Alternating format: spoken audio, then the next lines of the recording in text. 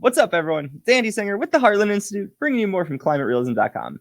So, debate number 2 was last night, presidential debate number 2, Donald Trump versus Joe Biden, and it was surprisingly civil.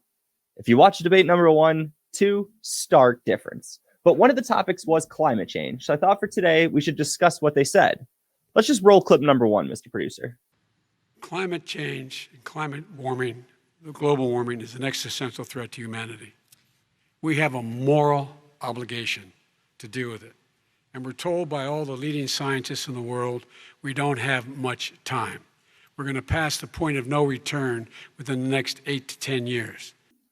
Okay, so Joe Biden decided to start by saying we have 8 to 10 years before we hit the point of no return. Now, what does the point of no return mean? Because that's frequently said, but we should actually talk about that. Well, if it's the point of no return, that means that humanity is screwed.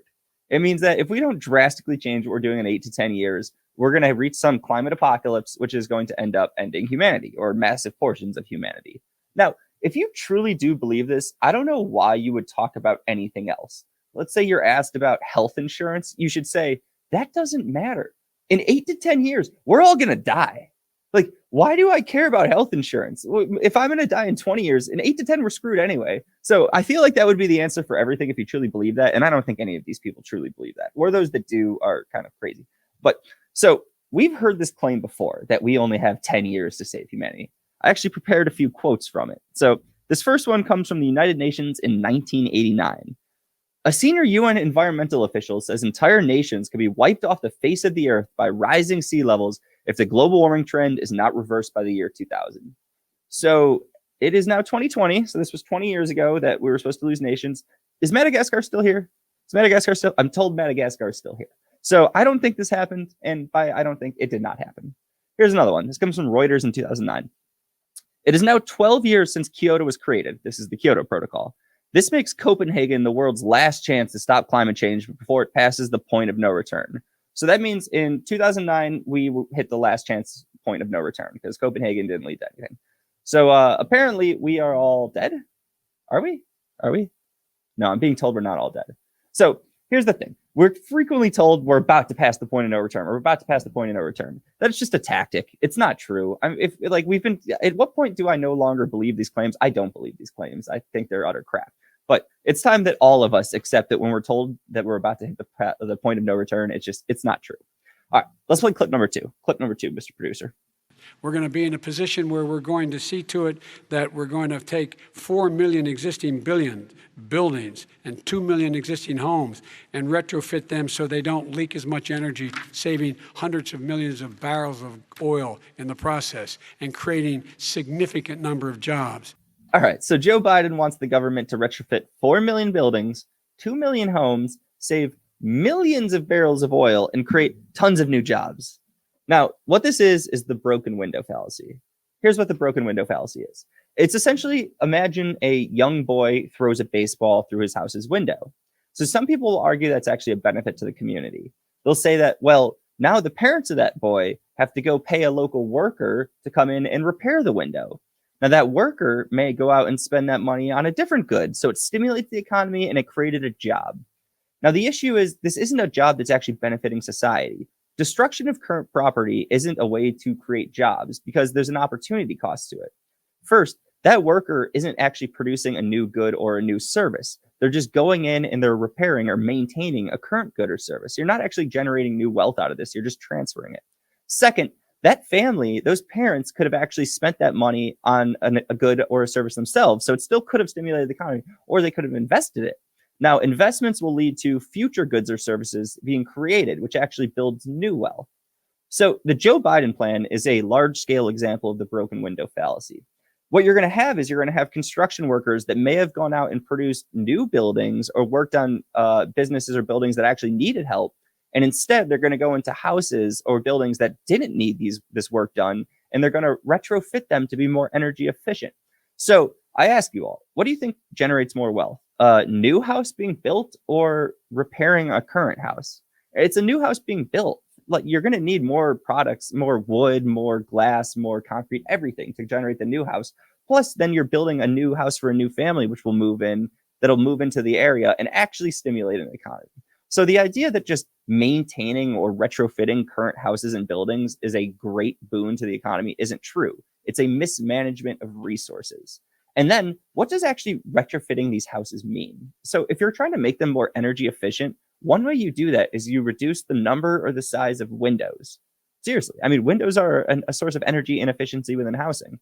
And first, I mean, windows are great for human health. Like, we need light to feel good, to not get depressed. So I don't want the number of them reduced. Or maybe they'll say that, oh, no, we're not going to touch windows. We're just going to re-insulate all houses.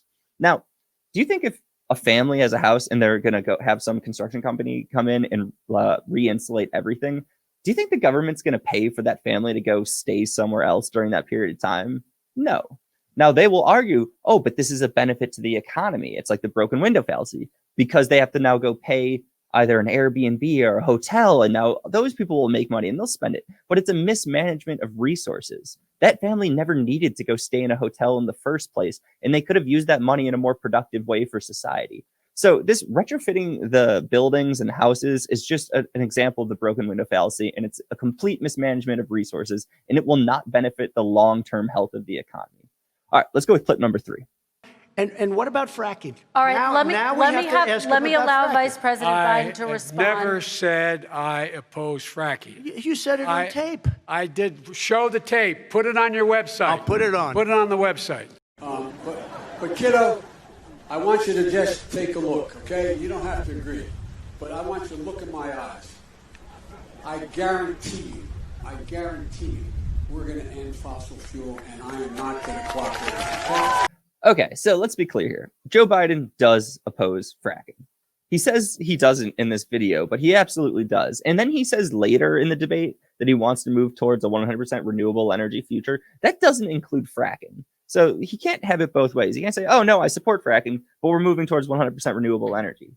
That just means you don't support fracking, which is just, fracking is what actually lowered carbon emissions in the United States. We moved towards natural gas, and that was cleaner than what we were previously doing. So moving away from fracking is absurd. Second, renewable energy sources are not capable of powering all of America. I've done a previous video about this where I talked about how much of America you'd have to cover with windmills if you wanted to power the entire nation and power all transportation if it was moved towards electric vehicles. And the answer we came to was 2/3 of the entire United States. I'll put that in the description. Check it out. But Joe Biden absolutely does he opposes fracking. So let's just make that clear. But all right, so overall, and I have nothing written for this, but I'm just going to go off the top of my head. What did I think of this section of the debate? I thought Trump did a pretty good job. I don't think he did phenomenal. I thought he laid out a clear point of view, which is that we can both protect the environment and actually have a stable U.S. economy. So it's not like they're opposed. Environmental stewardship and the economy do not have to be diametrically opposed. We can do both. And I would argue the free market is the best way to do that. Now, Joe Biden kind of presented it in the same way, but I would argue that his way of doing it is the broken window fallacy. He was saying, oh, no, we can completely remake America and create all these new jobs. But these jobs are a mismanagement of resources. So do I think that that will play well to his base? Yes. I unfortunately do. I think people will say, oh, yeah, look, we'll create all these solar plants. We'll build all these new windmills. We'll have construction workers come in and rebuild buildings or whatever. And I actually think that that's going to play well to his base. But I think if anyone's educated on the issue, which is what I'm trying to do here, you'll realize that that's a terrible plan. It is a terrible plan. And what he was basically describing was the Green New Deal. But yeah, so overall, I thought they both did fine. I think Trump was correct. I don't think he articulated it as well as I would have liked. I think Joe Biden was extremely incorrect, but I thought he articulated it fairly well. So I'm going to kind of score him fairly equally here, even though I thought Trump was way more on the correct side. But all right, that's my reaction to the climate change section of last night's debate, presidential debate number 2. I hope you all enjoyed this. Till next week, it's Andy Singer with the Heartland Institute. Peace. Thanks for watching this video.